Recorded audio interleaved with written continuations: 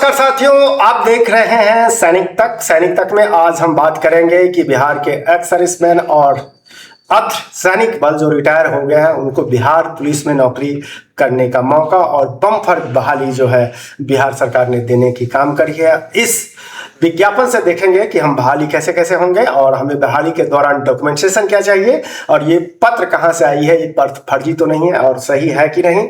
चलिए हम देखते हैं अपने वीडियो में दोस्तों। चलिए आप देखते हैं बिहार पुलिस पटना मुख्यालय द्वारा ये पत्र निकाला गया है जो प्रेषक कुंदन कृष्ण कुमार जी ने निकाला हुआ है, जो कि पुलिस महानिदेशक बिहार पटना के हैं और प्रधान सचिव। देखिए ये जो विज्ञापन 7/5/2026 को निकाला गया है। चलिए हम नीचे चलते हैं। इसकी बहाली जो है जिला नियोजन पदाधिकारी पटना के विज्ञापन प्रति प्रेषित करते हुए अनुरोध है कि जिला नियोजन माध्यम से इस विज्ञापन एवं प्रसारित करते हुए अग्रतर कार्रवाई करने की कष्ट किया। चलिए इसके नीचे आते हैं, क्या क्या जरूरत है क्या क्या नहीं जरूरत है। सबसे पहले आ जाते हैं बिहार पुलिस मुख्यालय पटना भारतीय सेना अधिकारी। इसका मतलब ये हुआ जो बिहार पुलिस मैंने पहले बता रहा है, जो एक्स सर्विसमैन और जो अर्ध सैनिक बल रिटायर है उनके लिए ये नौकरी है। सैप बिहार पुलिस में वर्तमान रिक्ति जो सैप की जो बहाली है उसमें जेसीओ जूनियर कमीशन अफसर साहब की जो बहाली है 148 है। सेफ जवान जो है उनकी जो बहालियां हैं जवानों की 15,135 है और इसमें रसोई जो खाना बनाएंगे लोग उनकी बहाली 538 है। कुल संख्या 15,821 है। रिक्तियों की विरुद्ध अर्हता प्राप्त भारतीय सेना के सेवानिवृत्त एवं एक्स आर्मी केंद्रीय संस्थित पुलिस बल सेवानिवृत्त के चयन पर अनुबंध पर ये जो बहाली है ये आपको AWPO के थ्रू ही किया जाएगा। दोस्तों अब सबसे जो बात करते हैं, जो लोग इसमें इच्छुक है भर्ती होने के लिए उनके लिए अब AWPO में अपनी सेवानिवृत्त से संबंधित डिस्चार्ज बुक, PPO पहचान पत्र, बैंक पासबुक जिसमें पेंशन का ब्यौरा हो, आवासीय प्रमाण पत्र होना चाहिए, जो कि आवासीय प्रमाण पत्र आपका होगा 1 जनवरी के बाद वाला आवासीय प्रमाण पत्र आपका होना चाहिए। आप नहीं हो तो कम से कम अभी आवासीय प्रमाण पत्र को अप्लाई कर दें। जाति प्रमाण पत्र ऑनलाइन होना चाहिए। AWPO निबंधन संख्या एवं पासपोर्ट आकार का 4 यानी आपका खुद का 4 फोटो और आपके पत्नी मैडम के साथ भी 4 फोटो होना चाहिए। दोस्तों ये बहाली इस तरह है जो प्रमंडल के थ्रू है। पूर्णिया, भागलपुर, दरभंगा, जिसके अंदर जो जिला आता है पूर्णिया, कटिहार, अररिया, किशनगंज, भागलपुर, नवगछिया, बांका, दरभंगा, मधुबनी, समस्तीपुर की जो बहाली है 1/6/2026 को है। कोसी और मुंगेर, सारना जिसकी जो बहाली है जिसके प्रमंडल के अंतर्गत जो आता है सहरसा, मधेपुरा, सुपौल, मुंगेर, बेगूसराय, खगड़िया, लखीसराय, शेखपुरा, जुमई, इसकी जो गोपालगंज, सिवान की बहाली जो है 2/6/2026 को है। और तिरहुत की जो बहाली है जो प्रमंडल है लेकिन उसके जिला के अंतर्गत जो आ रहा है मुजफ्फरपुर, मोतिहारी, बेतिया, बगहा, सीतामढ़ी की जो बहाली, शिवहर की जो बहाली है 3/6/2026 की है। और आप देख रहे होंगे मगध की जो गया, जहानाबाद, औरंगाबाद जो नवादा की जो बहाली है 4/6/2026 की है। पटना, नालंदा की बहाली 5/6/2026 को है। भोजपुर, भभुआ और रोहतास की बहाली 6/6/2026 को है। दोस्तों समय जो है प्रातः जो बहालियां होंगी जो आपके पुलिस लाइन में 9 बजे से लेके 4 बजे शाम तक आ जा सकते हैं। उसके पहले हमें करना क्या होता है बहालियों के लिए। रीजनल ऑफिस AWP जो कैंट है पहले हमें वहां जाना होगा, जो कि वही AWPO इस बहाली को कंडक्ट करेगी, चाहे वो CRPF के है, चाहे BSF के, चाहे एक्स आर्मी जो है चुने। अब जो आप दूसरे नंबर पर जो बात आती थी, चुने गए भूतपूर्व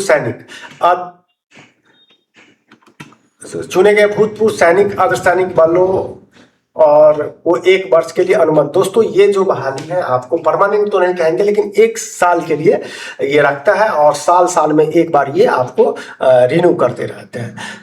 सेफ बल सेफ जवान बहाली हेतु कुल कैटेगरी रिक्त स्थान जो है सो इस प्रकार है। दोस्तों इसमें भी ये पिछड़ा वर्ग, अत्यंत पिछड़ा वर्गों की इन्होंने वर्ग वाइज जो इसने आपको दिया हुआ है कितने लोग इसमें जाएंगे। जैसे अत्यंत पिछड़ा 2936 है और अति अनुसूचित जाति जो इतना है। लेकिन मेरा मानना है दोस्त जितनी भर्तियां बिहार सरकार ने निकाली है उतना तो मेरे को ऐसा नहीं लगता है जो इतना अर्धसैनिक बल और एक्स आर्मी मिला के दोनों लोग जो है पूर पाएंगे बिहार सरकार को। नोट चलते हैं, 1 नंबर पे चलते हैं, क्या क्या इनकी कैटेगरिया है। वर्तमान रिक्त कुल जो है 15,821 पदों में स्वतंत्रता सेनानी के, इनमें जो स्वतंत्रता सेनानी के जो पोता पोती हैं उनका 316 पद की उनका जो है उनका भी उनमें दिया गया है।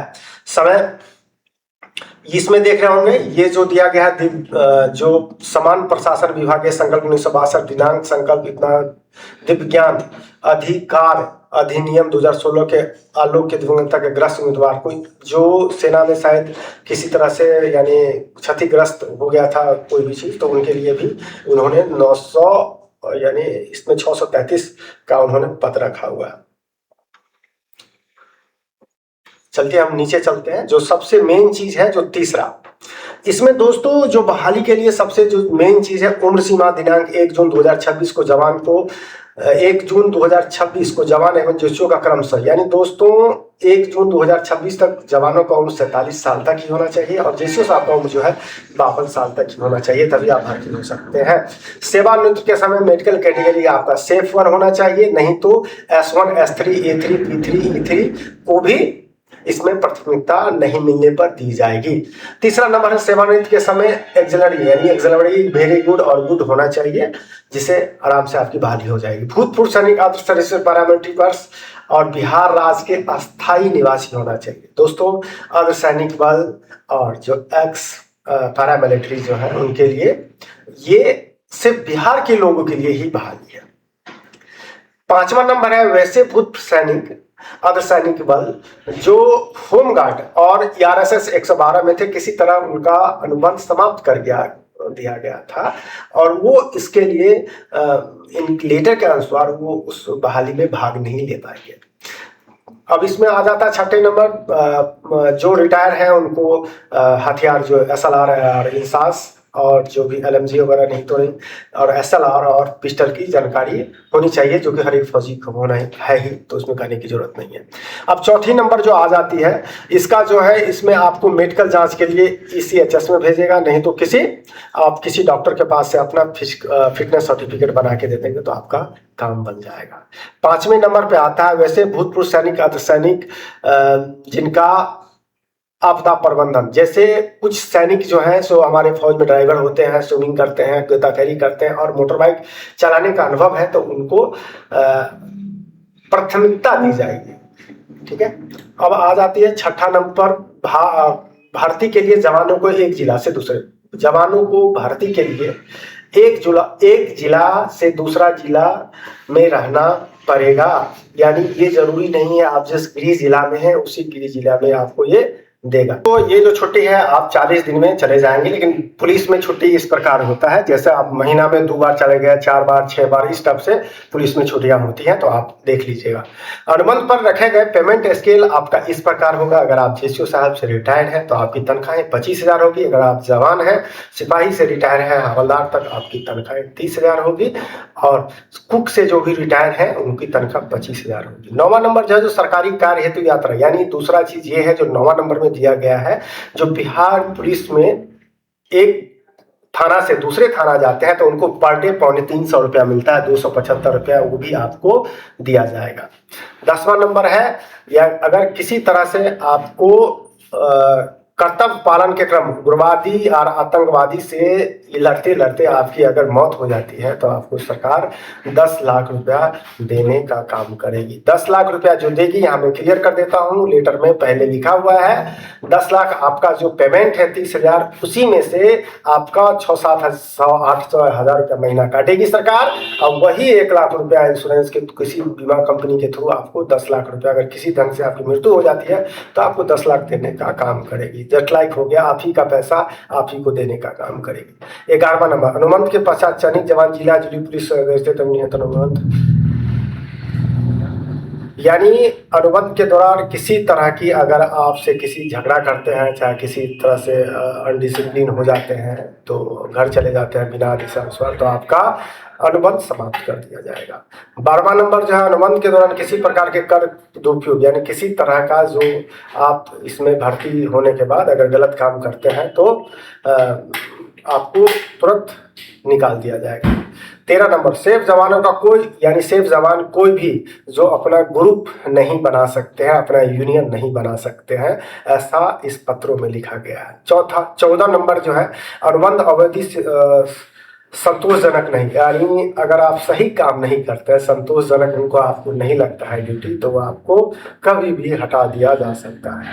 15 नंबर, अनुबंध के दौरान शारीरिक अस्वस्थता, विकलांगता, यानी किसी तरह से आपको कोई प्रॉब्लम हो जाती है, जैसे आपको पैरालाइज हो गया, या किसी तरह शुगर में आप बहुत परेशान हैं, कोई भी इस तरह की बीमारी हो गई अगर आप तो आपको ये बीच से ही हटा देंगे और इस पे आप कोई दवा का स्वीकार नहीं कर सकते हैं। 16 नंबर जो है, भूतपूर्व सैनिक जो स्पेशल सेफ जो है अनुबंध पर भर्ती होने के लिए डब्ल्यू, इसका कहना ये है, जो 16 नंबर का कहना ये है, जो आप इसके भर्ती के लिए AWPO दानापुर में जाके रजिस्ट्रेशन के बिना सेफ भर्ती की प्रथता अमान होगी। यानी सबसे पहले अगर आपको भर्ती होना है तो AWPO के ही थ्रू आपको, जो दानापुर है उसी के थ्रू ही भर्ती होना पड़ेगा। 17 नंबर जो मेन चीज है, भूतपूर्व सैनिक, अर्ध सैनिक बलों जो एक्स पैरामिलिट्री सेफ जो अभ्यर्थी हैं के लिए आवेदन for regional office AWPO Danapur cantt में उपलब्ध रहेगा। अभ्यर्थी अपना आवेदन पूर्ण रूप से भरकर सभी संबंधित दस्तावेज तथा डिस्चार्ज बुक का स्वप्रमाणित छाया प्रति, PPO, पहचान पत्र, बैंक पासबुक जिसमें पेंशन का ब्यौरा हो, आधार कार्ड भी ले लीजिएगा आप। जाति प्रमाण पत्र 1 जून के बाद वाला जो है वही आपका मान्य होगा, वो आप देख लीजिएगा। मैंने बताया था पहले जो कब से जाति प्रमाण पत्र मान्य है, आप देख लीजिएगा, वीडियो का स्टार्टिंग में ही मैंने बता रखा है, उसके अकॉर्डिंग आप जाति प्रमाण पत्र बना लीजिएगा। आरक्षण कोटि के हो, साथ ही regional office AWPO Danapur cantt में जमा करके जहां उसकी जांच कर निर्धारित तिथि रैली स्थल पर भेज दिया जाएगा। दोस्तों सबसे पहले आप दानापुर जाएंगे, ये सारे डॉक्यूमेंट लेके जाएंगे। डॉक्यूमेंट लेने के बाद आपको वहां पे AWPO में रजिस्टर करना पड़ेगा। इसके बाद वो आपका वहां पे एक कर्नल साहब बैठते हैं जो आपको इंटरव्यू लेंगे और आपके जो गृह जिला में है, उस जिस जिला में है उस जिला में आपको भेज दिया जाएगा। ठीक है। 18 नंबर, भूतपूर्व सैनिकों को ECHS कार्ड का होना अनिवार्य है। जिस भाई के पास कार्ड नहीं है तो कम से कम उसका एक आपको फोटो कॉपी दिया होगा, जिससे कार्ड बनने में कार्ड बनने के लिए क्या होगा, उससे भी आपका काम चल जाएगा। 19 नंबर जो है, अफिलिए पदाधिकारी पुलिस महानिदेशक पटना में होगा। ठीक है। अब जो चीज है 20 नंबर जो है, आप चाहें तो एक STF जो बिहार की है उसका एक फोन नंबर यहाँ दिया गया है, आप इस पे बात कर सकते हैं। नहीं तो दानापुर जो आपको भर्ती करवाएगी उसका ये फोन नंबर है, जो कि आप 8 बजे से 2 बजे तक कर सकते हैं। दोस्तों ये वीडियो आपको कैसी लगी? अगर आप चाहते हैं जो ये इस टाइप की वीडियो अगर आप चाहते हैं तो इस चैनल को सब्सक्राइब करना ना भूलेंगे। जय हिंद, जय भारत, वंदे मातरम।